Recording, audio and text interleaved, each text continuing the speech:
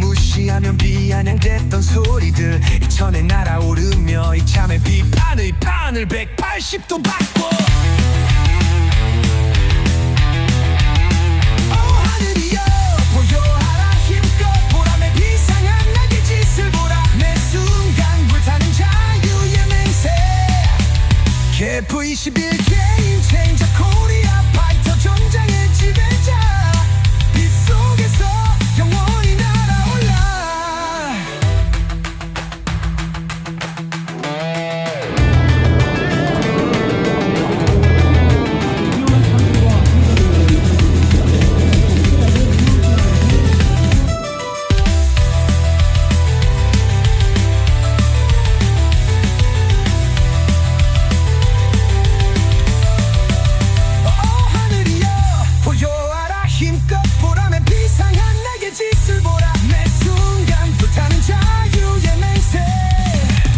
KF21 게임 체인저 코리아 파이터 전장의 지배자 빛 속에서 영원히 날아올라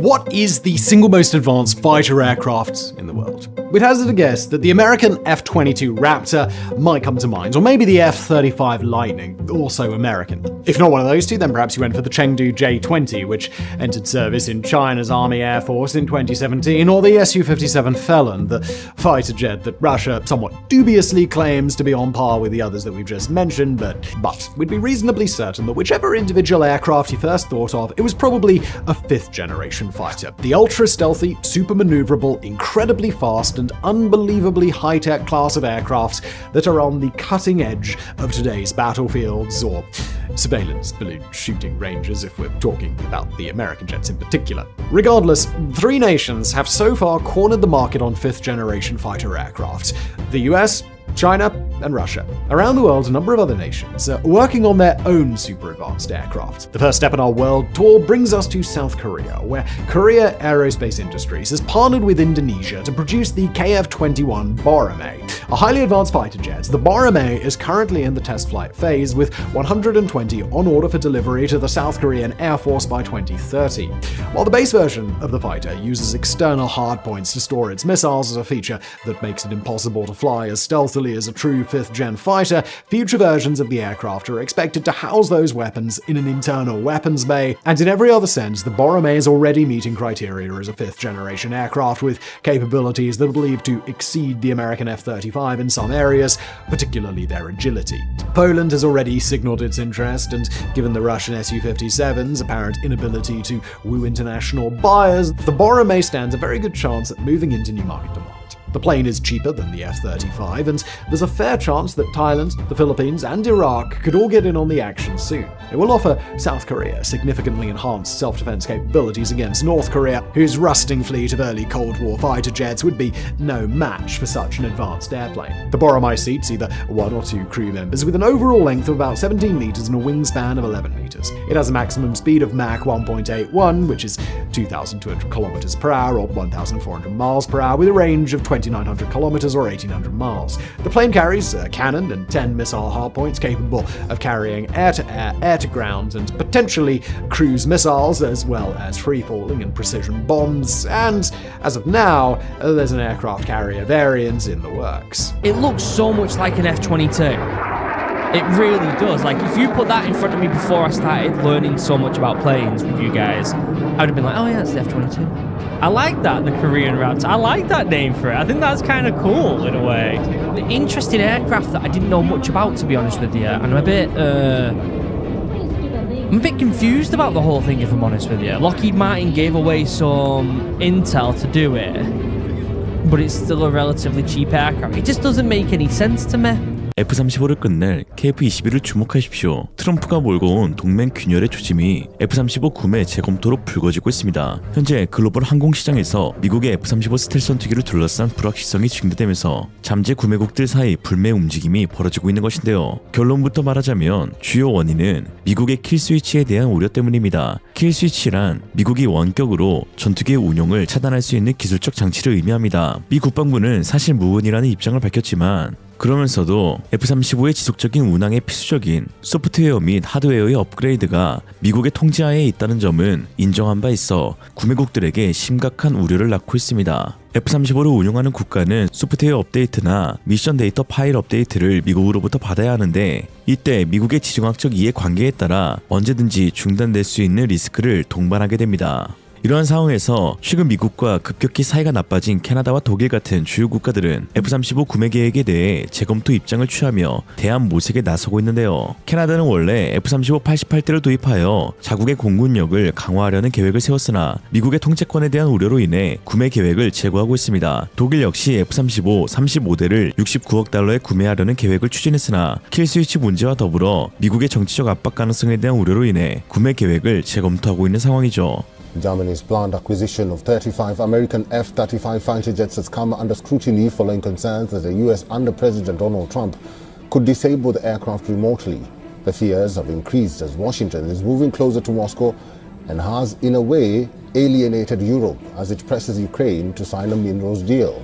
Here's a report. Imagine a scenario where Europe's skies are patrolled by advanced fighter jets, sleek, powerful, and ready to defend the continent's sovereignty. Yet, with a single command from Pentagon, these very aircraft could be rendered inoperative, grounded not by enemy action, but by the decisions of an ally.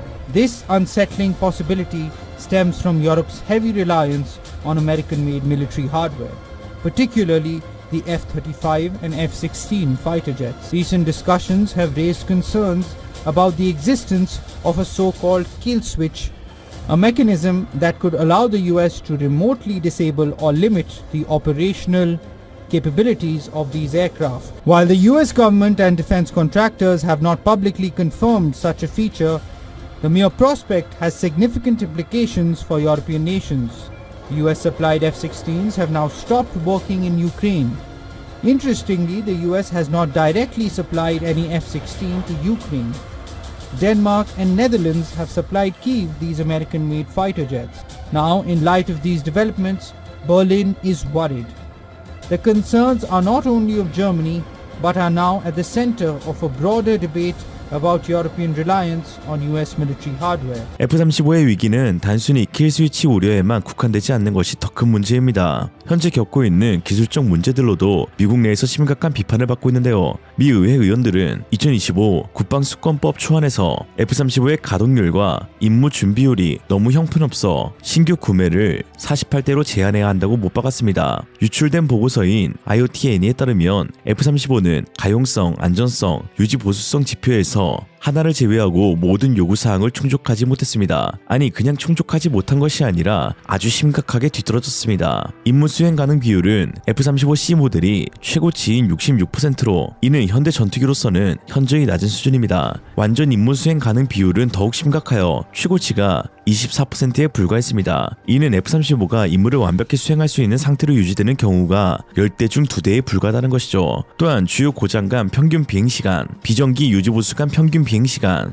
교체 간 평균 비행시간, 수리 평균 소요시간 등 유지보수 지표에서 목표치를 크게 하회하여 결함덩어리라는 비판을 피하기 어려워 보입니다. 이에 폭스뉴스 기자인 닉 소터는 결함, 지연, 그리고 비용 초과의 양은 선을 넘었습니다. F-35는 미군 역사상 가장 낭비적인 프로젝트 중 하나입니다. 라고 하였죠. F-35의 문제는 생산 과정에서도 지속적으로 드러나고 있습니다. 로키드 마틴과 국방부 시험국의 연례 무기평가 보고서에 따르면 13년간 생산을 진행했음에도 불구하고 여전히 여전히 품질 결함이 있는 F-35 전투기를 제공하고 있다고 했습니다. 현재까지 확인된 F-35의 결함은 총 871건에 달하며 단순히 기술적 차원의 문제가 아니라 로키드 마틴의 생산 프로세스와 책임감에 대한 근본적인 질문을 던지고 있습니다. 고치려고 마음만 먹으면 고칠 수 있는 문제인데 굳이 그러지 않아도 잘 팔리고 있으니 금전적 리스크를 지면서까지 고칠 필요를 못 느낀다는 것이죠. 한마디로 배짱 장사. 로키드 마틴이 배짱을 부릴 수 있는 이유는 그동안 F-35에 대안이 없었기 때문인데요. 그러나 이제 한국이 개발한 KF-21 전투기가 곧 양산에 조립하면서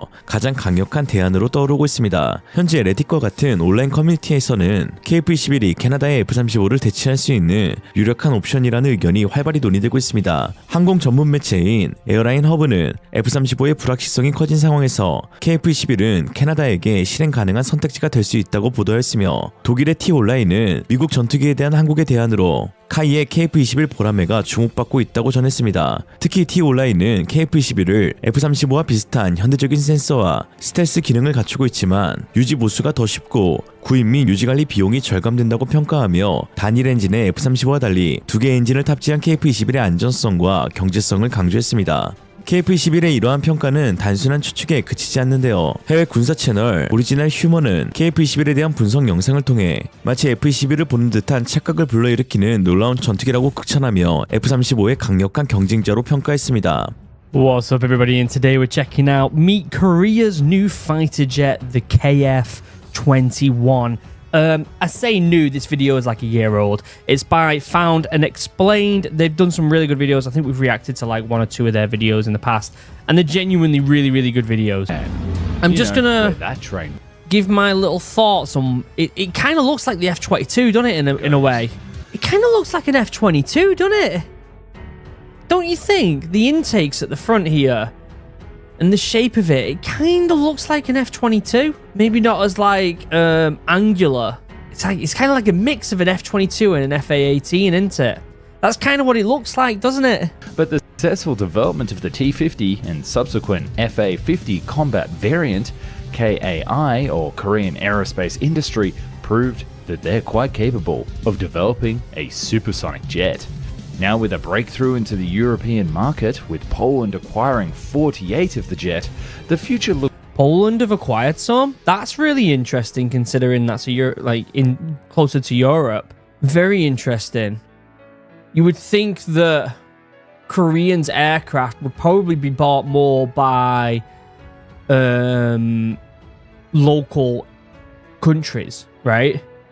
But for him to come to Europe and sell some as well, that's very, very interesting. The industry right now is definitely dominant by the F-30. What F-30? What am I talking about? F-35. It feels like it's really difficult. Interesting one. bright for the Korean defense industry and terrifying for South Korea's enemies. And the Korean government realized it needed a new jet yesterday. It pushed forward with the development of the KFX program and now determined to acquire some serious... It looks so much like an F-22. It really does. Like, if you put that in front of me before I started learning so much about planes with you guys, I would have been like, oh yeah, it's the F-22. From here, the development of the C-103 family changed throughout the years. Notice how the design morphed more and more from an F-35 to the F-22 Raptor. Yeah. And the final, the C-109, which was approved for the prototype phase, bears a striking resemblance to the F-22. It really does. The nickname, the Korean Raptor. I like that, the Korean Raptor. I like that name for it. I think that's kind of cool in a way. But there are also some other features about this jet that really do make it a game changer. Let's just pause it and look at these images real quick. The bubble of the cockpit reminds me of the F-18. That's why I was saying it. Oh, my head's in the way on the thing. The design is very similar to the F-22 and F-35 because they partnered with Lockheed for this development. Lockheed transferred a lot of technologies for the KF-21, apart from some key components like radar, IRST, target pods, and RF jammers, which the Koreans were pushed to develop themselves. Yeah. With its price tag probably lower than the US or European counterparts, the KF-21... Why would it be lower though? Because if it's partnered with Lockheed Martin and it's very similar to the F-22, surely it's an expensive aircraft. The F-22 is like crazy pricey. Like, surely it's I don't understand that. The Block 1 jets will be focused on the air-to-air combat with limited air-to-ground capability, and the second run, Block 2, will have a full multi-role capability, with a further development that's a little bit more stealthy. Interesting. Despite everything, this is a big step in the world of aviation, and I'm happy that we're going to have yet another sleek and stealthy aircraft to admire in the near future. And I think this is a very... I mean, it's a good-looking aircraft, but that looks like the F-22 right there, doesn't it? Let's be honest. The interesting aircraft that I didn't know much about, to be honest with you, and I'm a bit confused about the whole thing, if I'm honest with you. Lockheed Martin gave away some intel to do it, but it's still a relatively cheap aircraft. It just doesn't make any sense to me.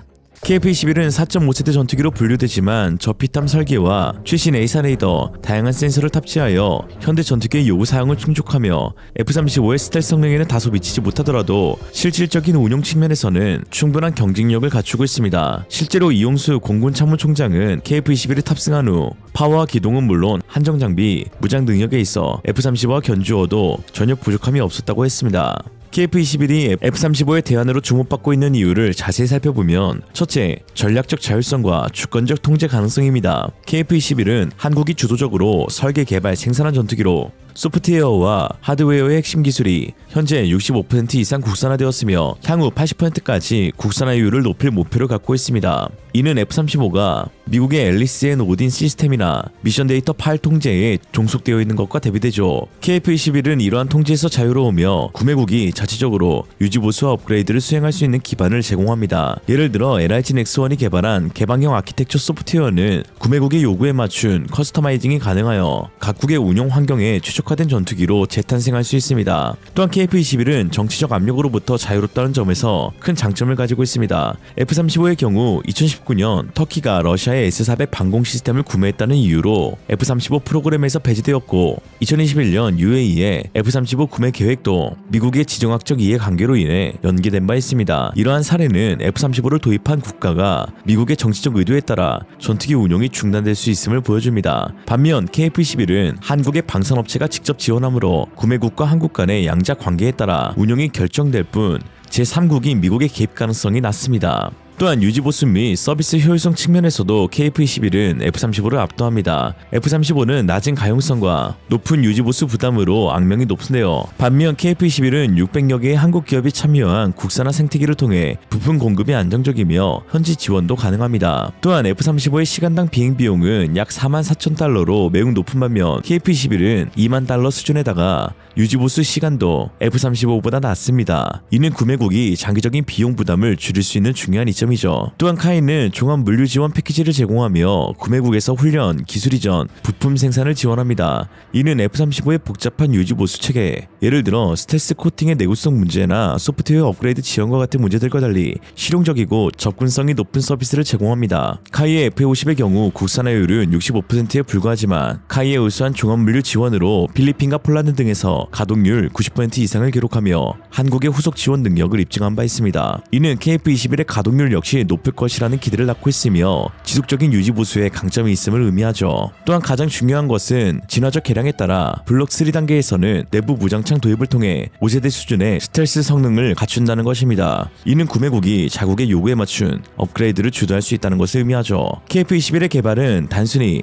한국의 전투기 개발을 넘어 한국 방산의 기술적 독립을 상징하는 역사적 이정표입니다. 초음속 전투기를 개발할 수 있는 국가는 전 세계적으로 10개국에 불과하며 한국은 이러한 국가들 중 하나로 자리 잡았습니다. 그동안 한국은 미국 무기 수출 규제법에 따라 미국의 기술을 이전받아 생산하거나 부품을 사용해 생산한 무기들을 제3국에 판매할 때 미국의 허가를 받아야 했습니다. 이는 한국 방산의 자율성을 크게 제약하는 요인이었죠. 그러나 KF-21은 독자적인 기술 개발을 통해 이러한 기술 종속에서 벗어났습니다. A사 레이더를 포함한 4대 핵심 장비를 100% 국산화하여 수출 제한에서 자유로우며 이는 한국 방산 수출에 새로운 장을 열었습니다. 예를 들어 TO-10이나 FA-50의 경우 한국에서 생산되었지만 성능 개량 시 미국 정부의 승인을 받아야 하는데 KF-21은 국내 개발한 항공 무장을 기체에 통합할 때 그 어떠한 제약도 받지 않습니다. KF-21이 한국과 동남아를 넘어 유럽으로 수출되며 새로운 서방 진영의 대표 전투기가 되기를 바라면서 오늘 영상 마치겠습니다. 오늘의 한 줄 평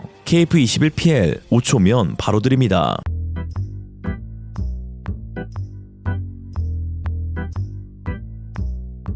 Since the F-35s are U.S. built, the Americans are able to turn off certain capabilities of the planes, Donna, which could impact the Canadians in a direct conflict with the U.S.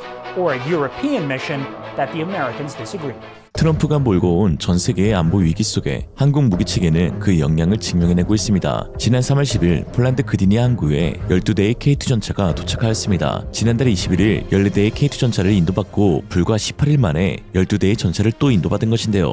현재까지 폴란드에 인도된 K2 전차의 총 수량은 무려 96대, 2022년 8월 25일 1010대의 K2 전차를 인도받고 불과 920일 만에 96대의 전차를 인도받아 9일마다 한 대꼴로 전장의 화신, 탱크를 인도받은 것입니다. 일각에서는 뭔 자동차 납품하는 것 같다라며 빠른 납기에 놀라워하고 있는데요. 현대 롯데모알, K2 전차도 현대차다. 폴란드 현지 네티즌들은 이제 빠른 납기가 익숙한 듯 고마움을 표시했지만 그러면서도 특히 최근 미국과 폴란드의 관계 악화 속 M1 에이브람스의 인도가 늦춰지고 있는 상황에서 한국이 없었다면 정말 큰일 날 뻔했다는 안도감이 커지고 있는 상황입니다. 최근 미국 정부 효율국의 수장이자 세계 1위 부호인 일론 머스크가 우크라이나 지원과 관련해 폴란드 외무장관과 썰전을 벌이며 Be Quiet Smallman이라는 막말을 해 논란이 일기도 했었죠. K2GF와 비슷한 시기인 2022년 8월 26일 계약을 체결한 폴란드의 M1A2 에이브람스는 최초 인도 물량이 2025년 1월 21일로 현재까지 고작 28대밖에 받지 못한 상황입니다. 250대를 2026년 내로 받기로 예정되어 있었으나 현실적으로 불가능해 보인다는 것이 전문가들의 의견인데요. 심지어 미국의 앞뒤다른 안보 정책과 계속해서 말이 바뀌는 무기 수출 정책상 안정적인 공급이 어려워질 수도 있다는 우려가 나오고 있습니다. 실제로 미국의 군사안보 대외 정책에 동맹국들의 불만이 이만저만이 아닌 상황인데요. 이는 F-35를 취소할 수 있다는 최근 보도를 통해서도 알 수 있습니다. 지난 11일 유라시안 타임스 등 외신에 따르면 나토 군사 전문가들은 F-35 전투기 도입이 오히려 안보에 독이 될 수 있다는 우려하에 많은 국가들이 계약에 대한 신뢰를 재검토 중이라고 밝혔는데요. 주된 이유는 F-35에 미국 기업에서 탑재한 킬 스위치가 있어 미국이 정치적 압박 수단으로 사용할 수 있다는 것입니다. 킬 스위치란 기술 공급자가 시스템 작동을 비활성화하거나 저하시키기 위해 사용하는 소프트웨어 기반 백도어 메커니즘입니다. 이미 캐나다 국방부에서는 계약 취소를 진지하게 검토하고 있는데요. 캐나다 유력지 오타와 시티즌에 따르면 현재 캐나다 국방부는 F-35 내에 킬 스위치를 설치해 비활성화할 수 있다는 주장을 일축하긴 했지만 미국이 항공기 지속 운용에 필요한 소프트웨어와 하드웨어 업그레이드를 통제하고 있다는 점을 인정하여 파문이 일고 있습니다. Shipping large sums of money to the United States to buy American planes, it's going to be a really hard battle to justify that to the Canadian population. Since the F-35s are U.S. built, the Americans are able to turn off certain capabilities of the planes, Donna, which could impact the Canadians in a direct conflict with the U.S. or a European mission that the Americans disagree. 그러면서 매체는 과거에는 업그레이드 통제가 큰 문제가 아니었지만 현재 미국이 캐나다에 점점 적대적으로 변하면서 펜타곤이 캐나다의 F-35 함대에 갖는 통제력은 일부 국방 분석가들이 경고하는 바와 같이 심각한 전략적 취약점이 되고 있다라고 했는데요. 에비에이션 위크 편집자이자 F-35 전문가인 빌 스위트먼 역시 이것은 매우 심각한 문제라며 지속적인 지원 없이는 F-35를 운용하기 어려운데 미국이 캐나다를 F-35 기술 업데이트에서 연결 해제하기로 결정하면 결국 항공기가 작동 불능될 수 있다고 하였죠. 아시다시피 F-35는 단순한 전투기가 아닙니다. 5세대 스텔스 전투기로 레이더에 잡히지 않는 은밀성과 최첨단 네트워크 전투 능력은 말할 것도 없고 무엇보다 서방 진영 동맹의 상징적인 프로젝트인데요. 미국뿐만 아니라 영국, 이탈리아, 네덜란드, 캐나다, 호주, 덴마크, 노르웨이 등 7개국이 개발에 참여했으며 이 중 6개국은 나토 회원국입니다.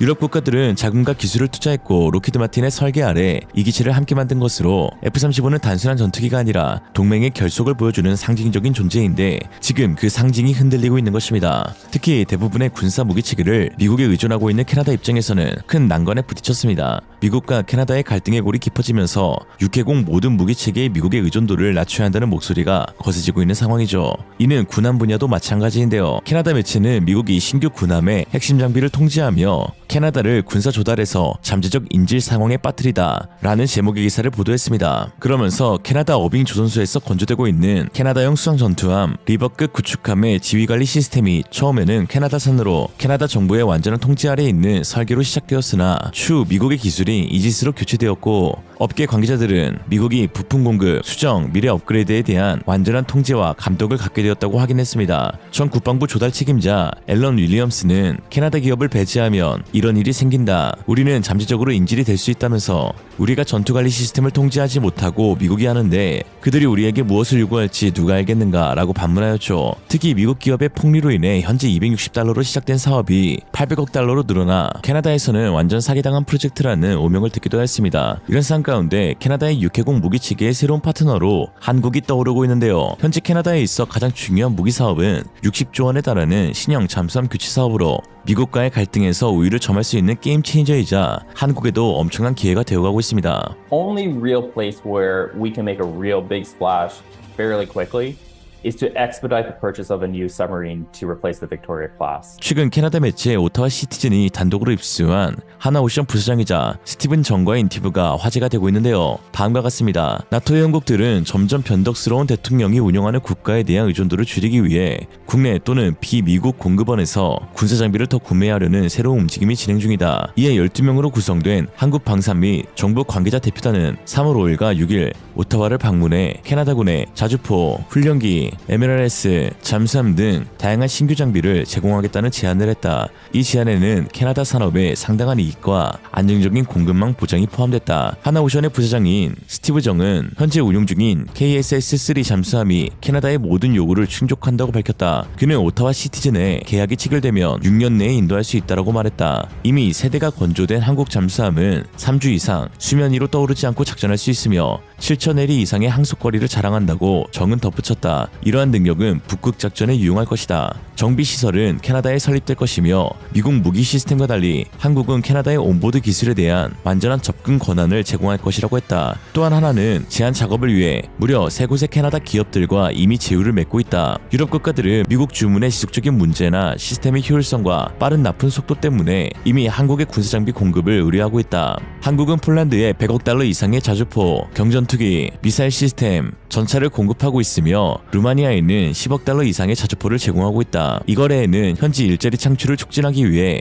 해당 국가에 생산 공장을 짓는 것도 포함된다. 아이러니하게도 현재 캐나다가 겪고 있는 문제를 한국은 먼저 겪었다. 한국은 미국산 장비의 가격 상승과 불합리한 요구에 부딪히며 자체적으로 강력한 방위 산업을 발전시킨 것이다. 스티브 정 부사장은 우리도 캐나다와 같은 문제를 겪었다. 특히 해군의 모든 것은 미국에 의존해왔는데 미국 기업이 불합리적으로 가격을 인상하자 결국 독자적으로 개발했다라고 말했다. 캐나다군은 미국이 장비 기술을 많이 통제하고 있다는 딜레마에 직면해 있다. 퇴역 중장 마크 노먼은 캐나다가 미국의 공격을 받고 있다고 경고했다. 노먼은 2월 14일 내셔널 포스트 칼럼에서 캐나다가 미국에 나라를 파괴하게 놔둬서는 안 된다고 주장했다. 석유와 가스, 무기 등 이전에는 생각할 수 없었던 대안을 고려할 필요가 있을 수 있다고 지적했다. 라고 하죠. 현재 캐나다 네티즌들 역시 한국은 신뢰할 수 있는 국가라면서 한국과의 방산 협력을 환영한다고 밝히고 있는데요. 안녕 한국 친구들, 캐나다는 지금 새로운 친구를 찾고 있어. 미국이 우리한테 지랄한 뒤로 말이야. 그래서 너희가 우리를 생각해줘서 고마워. 한국과 캐나다의 협력이라 이거 도널드한테 고마워해야겠는데 한국인들은 정말로 신뢰할 수 있어. 그들은 거만한 미국과 달라 라고 하였죠. 특히 캐나다 해군 신형 잠수함 사업의 유력 후보인 KSS-3는 캐나다 해군의 가장 큰 변화를 만들 것으로 기대되고 있는데요. 바로 하나오션만이 지니고 있는 강점과 KSS-3의 독특한 특성 때문입니다. KSS-3는 척당 약 8,500억 원으로 미국의 버지니아급 잠수함이나 프랑스의 바라쿠다급보다 저렴합니다. 캐나다의 60조 원 예산으로 최대 12척 도입 시 적은 경제적 부담 대비 엄청난 잠수함 한 대를 구축할 수가 있죠. 러시아와 중국의 북극해 위협이 증가하며 캐나다는 북극 항로와 자원 보호를 위해 잠수함 전력이 시급한 상황인데 여기에 상업 및 군사적 중요성이 큰 그린란드를 미국이 구매 추진하고 있는 상황에서 북해 작전을 수행할 수 있는 고성능의 잠수함이 필수적이고 KSS-3는 7,000L이 약 13,000km의 항속거리와 3주 이상의 자막 능력을 제공하며 북극 빙하 아래에서도 원활한 작전이 가능합니다. 이전 빅토리아급의 짧은 자막 시간과 비교해 KSS-3는 캐나다의 북극 주권을 실질적으로 강화하며 미국 의존 없이 독자적 감시와 억지력을 발휘할 수가 있는 것이죠. 오늘날의 한국은 진정 서방 진영의 무기 백화점이 되어가고 있습니다. 필요한 무기를 적시에 제공해줄 수 있는 믿음직한 파트너로 자리 잡고 있는데요. 위기 속에서도 기회를 모색하는 한국인들의 DNA를 살려 한국 방산이 이제 다크호스가 아닌 에이스로 성장하는 올 한 해가 되길 바랍니다. 오늘의 한 줄평, 미국을 다시 위대하게, 미국을 다시 위태롭게다. Nie chodzi o szarżowanie, nie, ale na pewno będziemy badali i użyjemy do tego także w naszych możliwości technologicznych, naukowych, we współpracy z innymi, tej kasy europejskiej do tego użyjemy, tylko staramy się dokonywać mądrej selekcji i inwestować i żadna opcja nie jest zamknięta. 폴란드는 핵무기 또는 그에 준하는 재래식 미사일과 같은 최첨단 능력을 추구해야 합니다. 미국과 유럽 간 갈등이 심화되는 가운데 항공무기의 중요성이 새롭게 부각되고 있는데요. 트럼프 행정부의 각자 도생 정책이 유럽에 큰 충격을 안긴 상황에서 유럽은 우리끼리 뭉쳐서 문제를 해결하자라고 외치지만 정작 협력 속에서도 자주성과 독립성을 강조하며 결속되지 못하는 모습을 반복적으로 보여주고 있죠. 이러한 상황에서 전 유럽이 자주국방을 실현하기 위해 세계에서 가장 성공적인 자주국방 사례로 평가받는 한국과의 협력을 모색하고 있어 화제입니다. 돌아가는 상황이 참 재밌는데 한번 빠르게 살펴보죠. Let's get it. 지난 3월 10일 트럼프 2기 행정부의 핵심 인물이자 세계 최고 부호인 일론 머스크가 X 플랫폼에 우크라이나를 겨냥한 충격적인 발언을 남겼습니다. 나는 푸틴에게 1대1 대결을 제안했고 내 스타링크 시스템은 우크라이나 군대의 중추다. 내가 스타링크를 끄면 우크라이나 전선 전체가 붕괴할 것이라고 했는데요. 머스크의 의도는 푸틴에 맞서는 자신의 입장과 전장에서의 스타링크의 중요성을 강조하려는 것이었겠지만 유럽은 이를 마치 협박으로 받아들였습니다. 그럼 뭐 기분 나쁘면 스타링크 차단하겠다는 거야 뭐야? 라는 거죠. 폴란드 외무장관 라도슬라프 시코르스키는 즉각 반박하며 우크라이나를 위한 스타링크 비용은 폴란드 디지털화부가 연간 약 5천만 달러를 지불한다. 침략 피해자를 위협하는 문제와는 별개로 스페이스X가 신뢰할 수 없는 공급자로 드러난다면 우리는 다른 대안을 찾아야 할 것이라고 응수했는데요. 이 말이 머스크의 자존심을 건드렸나 봅니다. 이에 머스크는 물러서지 않고 시코르스키에게 조용히 해 꼬마 Be quiet small man 이라며 네가 내는 돈은 전체에서 작은 부분일 뿐이고 스타링크를 대체할 수단은 없다라고 쏘아붙였습니다. 일반 X 사용자도 아닌 한나라 외무장관에게 이 정도 수의 발언을 꺼내자 논란이 커질 수밖에 없었는데요. 이 사건은 단순히 설전을 넘어 외교 문제로 번지며 파장을 일으켰습니다. 그럼 여기서 두 사람의 잘잘못을 떠나 과연 스타링크를 대체할 현실적인 방안이 존재하는 것인지 궁금해집니다. 스타링크는 우크라이나군의 전선 통신을 유지하는 핵심 인프라입니다. 러시아의 공격과 사이버전으로 지상위 셀룰러 및 광섬유망이 무력화되자 스타링크 단말기는 드론 조종, 실시간 영상 전송, 포격, 좌표 보정, 암호화된 지휘체계 연결에 없어서는 안 될 존재가 되었는데요. 2025년 3월 기준 약 42,000개의 단말기가 우크라이나에서 운영 중이며 군사작전뿐 아니라 병원과 구호단체에서도 활용되고 있죠. 물론 이 서비스는 공짜가 아닙니다. 초기 비용은 머스크가 부담했지만 이후 미국 국방부가 주요 자금을 지원하고 나토 동맹국들이 상업적 계약을 통해 비용을 분담했는데요. 이미 우크라이나 전역의 네트워크와 인프라가 완전히 자리 잡은 상황에서 대체 시스템으로 전환하려면 단말기 교체, 위성 커버리지 확보, 군사적 호환성 테스트 등 최소 1-2년이 필요합니다. 전쟁 중 즉각적인 전환은 사실상 불가능에 가까운 것이죠. 영국 기반 원앱은 약 400개 위성을 보유하지만 대역폭과 단말기 보급 속도에서 스타링크에 비해 뒤처집니다. 프랑스 영국 합작 이유텔사트는 주로 정지 궤도 위성을 운용하며 저궤도 네트워크는 개발 중이라 즉시 대체할 수가 없죠. 즉 기술적, 경제적, 전략적으로 스타링크를 당장 대체해야 할 현실적인 대안은 존재하지 않습니다. 머스크의 발언은 과장이 아니라 현실을 반영한 것이지만 유럽 입장에서는 뼈아픈 진실로 다가올 수밖에 없는 것이죠. 이 발언은 단순히 기술 의존도를 지적한 것을 넘어 미국의 한 민간 기업 스페이스X의 유럽 안보가 좌우될 수 있다는 불편한 사실을 드러냈다는 점에서 매우 중요해졌습니다. 유럽은 이를 짜증나는 수준을 넘어 미국 기술이 없으면 큰일 나겠다는 자각에 이르렀죠. 머스크가 스타링크를 없애지 않겠다고 약속했지만 민간 기업의 결정은 정치적 상업적 변수에 따라 언제든 바뀔 수 있어 유럽은 대안을 모색할 수밖에 없습니다. 이제 군용 통신뿐 아니라 무기체계 전반에서 자주성을 확보하는 것이 유럽의 최우선 과제가 되었는데요. 이에 유럽 각국이 자주국방의 목소리를 높이고 있는 가운데 가장 먼저 폴란드 투스크 총리는 폴란드는 핵무기와 현대 재래식 무기를 포함한 최첨단 능력을 추구해야 한다며 미사일의 자주국방 의지를 분명히 한 것입니다. Jak wiecie, jest ta propozycja francuska. Ją bardzo dokładnie analizujemy, bo chciałbym wiedzieć przede wszystkim w szczegółach, co to znaczy, jeśli chodzi o władztwo nad tą bronią. Brytyjczycy mają dzisiaj problem, nie mogą użyć swojej broni jądrowej bez udziału Amerykanów. Znaczy, może nie jest to wielki problem, ale jednak wydawać miliardy, no bo w przypadku Francji to jest chyba 14 miliardów euro rocznie tylko na utrzymanie. Więc to są bardzo poważne rzeczy. No to jakby się już na to decydować, to warto by mieć pewność, że to jest w naszych rękach i że to my decydujemy. Nie będę definiował tutaj technicznych aspektów, ale tak jak obserwuję pilnie i konsultuję to przede wszystkim z Ukraińcami, co się stało teraz z Ukrainą, jak stała się ofiarą napaści, ponieważ pozbyła się, to jest może źle postawione pytanie. Dzisiaj widać wyraźnie, że bylibyśmy bezpieczniejsi, gdybyśmy mieli własny arsenał nuklearny, to nie ulega wątpliwości.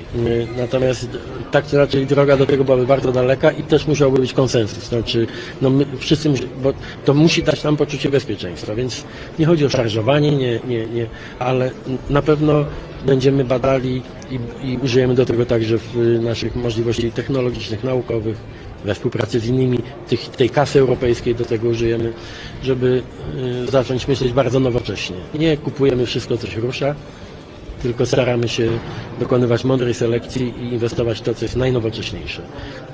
I żadna opcja nie jest zamknięta. 사실 겉으로는 협력을 외치는 유럽이지만 그저 미국과의 결별이라는 공통 목표 아래 각국이 자기 살 길만 모색하고 있는 상황입니다. 유럽 전체를 위한 길이 아닌 자국의 자주성과 독립성을 포기하지 못하고 있는 실정인데요. 우크라이나 최대 지원국인 폴란드조차 파병 관련 설문조사에서 국민 86.5%가 우크라이나 파병을 반대하며 자국 방어에 집중하길 바라고 있죠. 프랑스 대통령 에마뉘엘 마크롱도 미국의 태도에 분노하며 프랑스의 핵 우산을 유럽과 공유하겠다고 밝혔지만 정작 발사 주권은 프랑스만 갖는다고 못 박아 샤를 드골의 단독 핵 정책을 연상케 했습니다. 결국 트럼프와 머스크가 유럽 지도자들에게 거친 태도를 보여도 담담한 이유는 유럽이 하나 되자고 말만 하며 각자 이익을 챙길 거란 걸 알고 있기 때문이죠. 이후에 포탄 지원 실패, 전투기 공여 눈치 싸움, 국방비 증액 불가 핑계에서의 갈등은 유럽의 민낯을 여실히 보여줍니다. 심지어 유럽인들은 절대 유럽인을 믿지 못한다는 말이 나올 정도로 상호협력에 어려움을 겪고 있는데요. 이런 혼란 속에서 한국이 기회를 잡고 있습니다. 특히 폴란드가 핵심 무기 전략으로 삼는 미사일 분야에서 한국은 최적의 파트너로 떠올랐죠. 한국은 세계 최고의 미사일 강국으로 지대지 미사일 천무, 지대공 미사일 천궁, 고고도 요격체계 LSM, 세계 최대 중량의 탄도미사일 현무 등 공격과 방어에서 모두 탁월한 성능을 자랑합니다. 그중 현무5는 9톤 탄두를 마하 10의 속도로 지면에 내리고자 인공지진을 일으키는 한국 미사일 기술의 정점으로 평가받는데요. 폴란드 매체 컨버터스 화이트는 지난해 국군의 날 행사에서 현무5를 집중 조명하며 세계에서 가장 무거운 9톤 탄두를 장착하고 마하 10으로 표적을 타격하며 탄두 중량 조절로 최대 5,000km의 사거리를 자랑하는 게임 체인저라고 소개했죠. 하나에어로스페이스는 현재 폴란드의 대규모 생산 라인을 건설하며 도시형 산업단지를 조성 중인데요. 이 매체는 폴란드와 하나의 협력은 폴란드 미사일 역량을 획기적으로 높일 거대한 카르텔이 될 것이라고 평가했습니다. 폴란드가 자주국방을 실현하려면 미사일 기술이 가장 시급한 과제입니다. 폴란드의 마지막 탄도미사일 발사는 26년 전인 1999년으로 거슬러 올라가는데요. 브로츠키노 비행장에서 토스카 단거리 탄도미사일을 발사한 것이 마지막이었죠. 이후 2005년 공식 퇴역까지 폴란드는 미사일을 운용하지 않았고 장거리 미사일 능력은 공백 상태에 빠졌습니다. 그러다 2024년 한국의 호마르K 도입으로 미사일 주권을 되찾았는데요. 이에 호마르K는 여야를 초월한 초당적인 지지를 받으며 정권 교체 후 가장 먼저 72대의 추가 계약에 체결된 폴란드 미사일 주권의 상징이 되었습니다. 폴란드는 1989년 바르샤바 조약 시절 소련으로부터 토치카 4기와 발사대 지원 차량을 받아 실사단에 배치했습니다. 그전에는 루나-M 같은 구형 비오도 로켓을 사용했는데요. 토치카는 사거리 70km, 정확도인 CP 150m로 당시 동구권에서는 상당히 진보한 무기였죠. 1975년 소련군에 도입된 이 미사일은 고체 연료와 이동식 발사 차량으로 전술적 유연성을 제공했는데요. 하지만 1991년 소련 붕괴로 상황이 바뀌었습니다. 토스카는 2004년쯤 수명이 다했고 러시아는 추가 판매를 꺼렸으며 가격도 부담스러웠죠. 1999년 나토 가입으로 폴란드는 소련제 무기에서 벗어나 서방 동맹의 방어우산 아래 들어갔고 토스카는 결국 나토 표준과 맞지 않아 점차 퇴출되었죠. 나토 가입은 폴란드에게 안도감을 주었고 폴란드는 패트리어트나 유럽산 방어체계에 의존하며 공격용 미사일 개발을 뒤로 미뤘습니다. 대신 보병, 기갑, 공군 현대화에 집중했죠. 그러나 2014년 크림반도 병합과 우크라이나 전쟁으로 폴란드의 미사일 위협이 현실화되었습니다. 러시아가 이스칸데르 M을 칼리닝그라드에 배치하며 폴란드 국경 300km 내를 겨냥하자 미사일 공백이 뼈아프게 다가왔는데요. 2022년 우크라이나 침공은 이 위험을 더 부각시켰죠. 러시아 미사일이 폴란드 상공을 스쳐 지나간 푸셰도브프 사건과 우크라이나 지원의 국방비를 쏟는 와중에 자국 방어가 취약하다는 비판이 쏟아졌습니다. 결국 폴란드는 한국의 호마르케이, CTM-290, 사거리 290km의 탄도미사일을 도입하며 미사일 능력을 회복하였죠. 2022년 218대 계약에 이어 2024년 72대의 추가 계약을 체결하고 우스카 훈련장에서 첫 발사를 성공시켰는데요.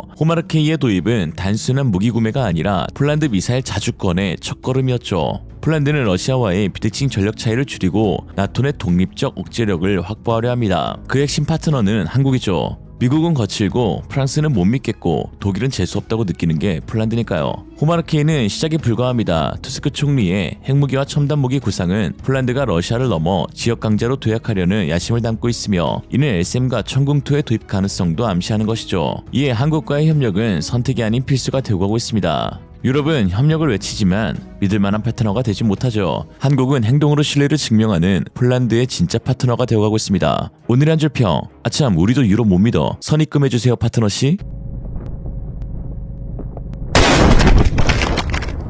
연일 상한가를 기록하며 한국을 대표하는 산업으로 발전한 방위산업. 최근 9조 원에 달하는 또 하나의 계약이 임박하여 한국 방산의 저력을 과시 중입니다. 지난 10일 폴란드 매체에 따르면 K2 표전차 2차 계약이 180대 약 9조 원 규모로 체결될 것이고 양국 협상은 원활히 합의를 맺어 이번 달 내로 확정될 것이라고 전했는데요. 놀라운 것은 이 180대 물량이 한국에서 폴란드로 직도입된다는 것입니다. 당초 2차 계약은 폴란드 맞춤형 K2PL로 현지에서 생산되는 것으로 알려졌으나 결국 최종적으로 K2GF 버전으로 협의가 마무리되며 협상의 속도가 붙은 것인데요. 이로써 폴란드는 총 1000대의 K2 전차 중 360대는 K2GF, 나머지 640대는 K2PL로 구성될 예정입니다. 여기서 한 가지 의아한 것은 왜 K2PL이 아닌 K2GF를 선택했냐 하는 것입니다. 구독까진 아니더라도 좋아요 한번 눌러주시고 오늘 그 숨겨진 이면을 바로 한번 파헤쳐보시죠. K2PL이 아닌 K2GF가 선택된 이유는 두 가지 이유입니다. 첫째로 K2GF의 성능이 이미 현지에서 검증되었다는 것입니다. 한마디로 K2GF만 해도 사용하기에 전혀 부족함 없고 충분하다는 것이죠. K2표는 폴란드, 노르웨이, UAE, 카타르, 한국 등 다양한 지형과 환경에서 놀라운 성과를 입증했습니다. 실제 사격 중 4.5km 거리에서 100% 그리고 5km에서 80%의 명중률을 기록하면서 현대전차 중에서도 최상위권의 정확도와 화력을 증명하였죠. 특히 폴란드의 지독한 험지를 가볍게 뛰어넘는 K2의 기동성은 가장 대표되는 강점 중 하나입니다. 세계 최초로 도입된 ISU 서스펜션과 그리고 한국이 독재 개발한 1500마력 엔진은 진흙, 산악, 설원 등 다양한 환경에서 탁월한 접지력과 속도를 보장합니다. 애당초 한국이란 곳이 변화무쌍한 사계절과 국토 중 70%가 산악인 터라 초기 군의 요구사항이 매우 높기도 하였죠. K2표는 2008년 개발 완료되어 2014년 초도 양산분이 배치되었기 때문에 사실상 세계에 현존하는 전차 중 가장 최신형 3.5세대 전차로 불립니다. 뭐 이렇게 말씀드리면 야 레오파르트 2A8도 있는데 뭔 최신이냐 하실 수 있는데요. 맞지만 틀립니다. 레오 2A8은 독일과 네덜란드가 2003년 계약을 체결했지만 현재까지 아직 단 한 대도 출고되지 않은 상황입니다. 그 또한 계속해서 지연되고 있고 네덜란드의 2A8은 수량이 고작 46대임에도 예상 인도 완료 시기가 7년 후인 2030년입니다. 반면 K2GF는 이미 한국에서 양산 중이며 즉시 납품이 가능한데요. 지난 11일 현대로템은 올해 2차분 물량인 12대의 K2 전차가 그다니아 항구에 도착했다고 전했습니다. 이로써 무려 2년 6개월 만에 110대의 K2 전차를 보내주었고 올해 잔여 물량은 70대로 줄었습니다. 폴란드 입장에서 시간은 곧 안보인데요. 러시아와의 긴장이 고조되는 상황에서 기다릴 여유가 없기도 하죠. GF 버전을 선택한 두 번째 이유는 바로 폴란드 방산의 역량 부족과 재정 부담 때문입니다. K2PL은 폴란드 국영방산업체 PGZ의 주도로 현지 생산될 예정이었으나 공장 건설부터 난관에 부딪히고 있습니다. 당초 2026년 완공 목표였던 PGZ의 생산시설은 자금 문제와 기술적 난항으로 2028년 이후로 밀릴 가능성이 제기되고 있거든요. PZ가 조금만 시간을 더 달라며 국방부를 설득해왔지만 최근 도널드 트럼프의 재집권과 미국 우선주의 정책은 나토에게 각자 도생의 중요성을 알리고 있는 상황에서 러시아와의 국경을 맞댄 최전선인 폴란드가 군비 증강을 늦출 수 없다고 결론을 내린 것입니다. 물론 언젠가는 PZ 현지 공장에서 K2PL이 생산되겠지만 그 전까지의 공백을 메우기 위해 K2GF의 직도입이 결정된 것이죠. 특히 PZ가 추산한 K2PL 단가가 레오파르트 2A의 일세 약 2배에 달했던 것도 한몫했었는데요. 600억에 달하는 K2PL 초기 산정 금액에는 PZ의 공장 건설, 기술 이전, 현지화 비용이 모두 녹아들어간 결과입니다. 이에 PZ는 개발비와 인프라 비용을 동시에 감당해야 하는 부담을 느꼈고 폴란드 정부는 이를 완화하기 위해 한국에서 완제품을 수입하는 방안을 택하였죠. 여기까지가 표면적인 이유인데요. 사실 핵심은 따로 있는데 180대 2차 계약이 추진된 가장 큰 이유는 뭐니뭐니 해도 현지 운용 전차병들의 엄청난 후기 덕분입니다. 특히 브라니예프에서 벌어진 실전 배치가 폴란드 국방부의 마음을 움직였는데요.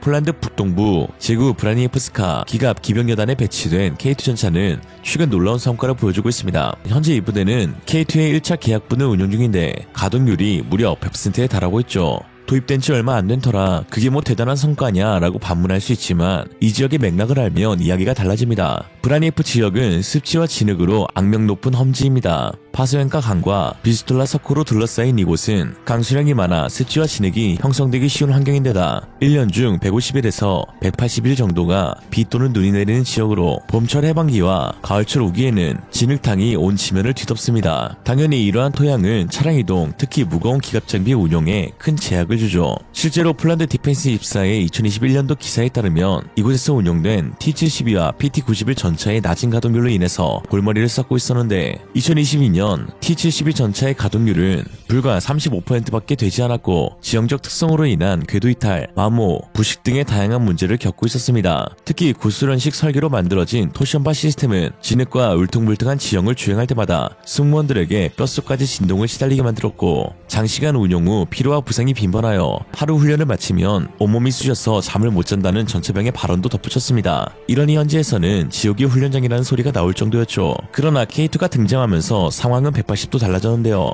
K2 전차의 ISU 서스펜션은 최대 50cm 높이거나 낮춰 진흙에서의 탈출을 용이하게 하고 접지력을 극대화시켜줍니다. 또한 K2 전차에 세계 최초로 탑재된 동적 궤도 장력 조절기는 순간의 장력을 측정하여 일정하게 조절해주는 장치로 노면에 따라 바뀌는 궤도의 장력을 컴퓨터와 유기압 제어 장치가 실시간으로 추적의 상태를 유지하게끔 하는 기능을 합니다. 이로 인해 진흙, 사막, 설원, 산악 등 어떠한 환경에서도 우수한 기동성을 보장하고 있는 것이죠. 실제로 구 기갑여단이 최근 공개한 훈련 사진을 보면 그 정도가 가히 입을 다물 수 없을 정도인데요. K2 전차가 진흙을 사방으로 튀기며 질주하는 모습은 이전 장비들과는 비교할 수 없는 와일드함을 보여주고 있습니다. 사진으로만 봐도 머드의 질감이나 깊이를 느낄 수 있을 정도였죠. 이에 T-72와 PT-91은 주로 평지나 정돈된 길에서만 훈련했지만 K2는 습지와 강변을 자유롭게 누비며 실전 능력을 입증해내고 있고 구 기갑여단의 로만 브루드웬 사령관은 K2 전차는 우리가 꿈꾸던 전차라며 이전에 사용하던 전차와 비교할 수 없을 만큼 뛰어난 성능을 지녔다고 만족감을 숨기지 않고 있습니다. K2 전차의 도입은 단순히 현대화된 장비의 보유로 끝나지 않습니다. 바로 폴란드의 대러시아 대응 전략을 완전히 뒤바꿔 놓은 체계가 되었는데요. 브라니예프는 러시아 칼리닝그라드주와 불과 6km 떨어진 나토 동부 방어선의 최전선이자 발트해와 동유럽을 잇는 교차점으로 폴란드의 주요 전략적 요충지입니다. 2022년 러시아와 우크라이나 전쟁 이후 그 중요성은 더욱 커졌는데요. 그러나 지형적 제약은 이곳의 잠재력을 억눌러 왔습니다. 진흙과 습지, 울창한 산림, 좁은 기동 공간, 길게 이어진 강들은 T-72와 PT-91로 하여금 방어 위주의 전술에 머물게 하였고 공격적인 돌파나 측면 우회는 꿈도 꿀 수 없는 환경이었습니다. But K2의 도입은 이 한계를 깨트렸습니다. K2는 브라니예프를 러시아의 아킬레스건으로 만드는 거대한 전략적 이점을 창출해내었는데요. K2의 우수한 험지 돌파 능력으로 브라니예프와 칼리닝그라드 사이에 지형을 뚫고 적 방어선을 향해 침투할 수 있게 된 것입니다. 또한 파스웬카 강과 비스톨라 석호를 도하할 수 있는 K2 전차의 능력은 결정적인데요. 2.8m의 제한적 도하 능력만 가진 T-72 대비 K2 전차는 4m 이상의 도하가 가능해 해당 지역의 모든 강들을 도하할 수 있어 이는 칼리닝그라드 외곽의 자연 장애물을 넘어 적 후방을 교란하는 작전을 현실로 만들어줍니다. 즉 이전에는 방어선을 사수하며 적의 접근을 저지하는 데만 그쳤다면 이제 K2를 앞세운 제국 기갑여단은 선제적인 돌격과 기동 타격으로 러시아군을 압박할 수 있는 것이죠. 칼리닝그라드의 보급기지나 포병 진지를 공격해 적의 전력을 약화시키는 심층 작전이 KT 전차의 도입으로 인해 가능해지게 된 것입니다. 이는 단순한 전술적 변화가 아니라 폴란드 북동부 국경의 전략적 균형을 뒤바꾸는 전환점이 된 셈이죠. 한국에서 통하면 세계에서 통한다는 것을 여실히 보여주고 있는 KT 전차. 오히려 세계에서 더 극찬을 받으며 이제 본격적인 수출 다크호스로 떠오르고 있는데요. 현재 한국은 2008년까지 총 400대의 KT 전차를 운용할 예정으로 이번 4차 양산 계약이 체결되었고, 이로써 공식적으로 확정된 KT 전차의 수만 폴란드 포함 760대에 달해 규모의 경쟁을 이룰 수 있는 단계까지 진입했다는 평가를 받고 있습니다. 특히나 K2GF 2차 계약과 육군 K2 4차 양산분에서부터는 한국산 엔진과 변속기가 결합된 완벽한 국산 파워팩을 장착하게 되어 상당한 경제적 이점을 얻을 수 있게 되었는데요. 이미 터키에서는 한국형 파워팩에 대한 모든 성능 검증을 끝낸 뒤 3,100억 가량의 수출 계약을 체결했고, 이에 현대두산 인프라코어는 약 100대의 엔진을 올해 하반기부터 납품할 예정입니다. 10년 전까지만 해도 누군가 한국 전차가 유럽에 수출된다고 하면 콧방귀가 끼어졌겠지만, 이제는 명실상부 세계 최고의 전차로 실전 능력에서 압도적인 모습을 보여주면서 세계의 더 많은 관심을 받고 있습니다. 참 우여곡절 많았던 한국의 KT 전차. 조금만 부정적 소식이 있으면 중국도 늘 이때다 싶어 K2를 고의적으로 폄하하기 바빴는데요. 당시 중국 언론들은 KT 전차는 독일 미국 짬뽕 전차다, 심장이 없는 빵지 전차다, 현대가 만들어봤자 엘란트라급 아니냐며 비아냥거렸었죠. 그때의 울분이 원동력이 되어 오늘날 세계 베스트셀러가 된 KT 전차입니다. 오늘 한 줄 평, 중국이 욕한다, 잘하고 있던 증거다. 이상으로 리얼리즘이었습니다. 여러분의 생각은 어떠신가요? 현명하고 지혜로운 여러분의 의견을 지금 댓글에 남겨주세요. 감사합니다.